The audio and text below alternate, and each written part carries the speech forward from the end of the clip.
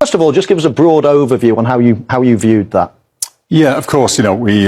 We took the unusual step of releasing the audio from this situation not long after it happened. We wanted to show everybody what was very quickly apparent to us was a pretty significant human error, loss of concentration. And of course, we're all disappointed that the VAR system didn't step in to rectify a clear error that we'd seen on the field with the disallowing of the goal. And nobody's more disappointed than the officials themselves. They take pride in their work. They want to be a positive influence on the game. And of course, in this situation, that wasn't the case. Of course, without VAR, that disallowed goal would still have been a disallowed goal, but VAR exists to step in when we make a wrong decision on the field. So, of course, we're disappointed. And our job then was to try to find out what happened and what we could do to prevent that sort of thing happening in the future. OK, well, let's start at the beginning. How did that confusion occur? Yeah, of course, that's a fair question. And I think you hear at the very start of the clip, Darren England, the VAR, saying checking the offside. And then he goes into the process of checking whether or not an offside position.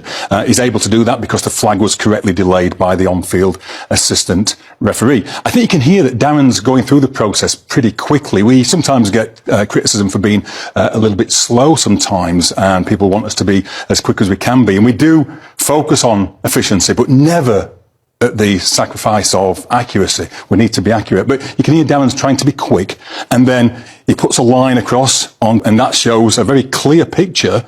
And I think at that point, Darren loses sight of what the on-field decision was, sees the clear picture in an onside position as it happens, and quickly check completes it. The game is ready to restart very quickly. He communicates to the on-field referee, Simon Hooper, check complete, check complete. Simon hears that, obviously assumes that the check complete is for the offside goal or the disallowing of the goal, and the game restarts.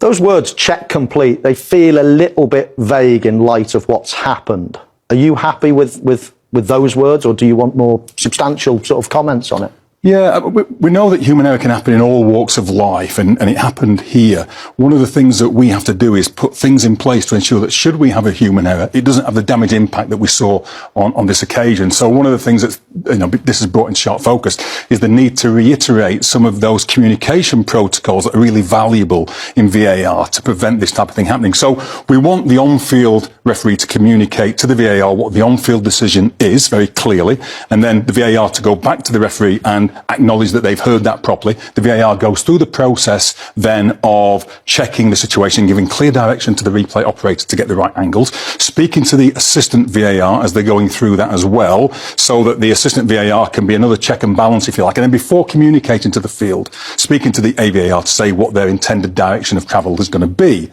Then at that moment, not just saying check complete, because what are you check completing? Saying check complete, goal confirmed. In this case, check complete, offside confirmed. And then that's another trigger, obviously, to the on-field officials that they're going in the wrong direction. So we've put quite a lot of steps in place to ensure that the error that we saw in that important game doesn't happen again.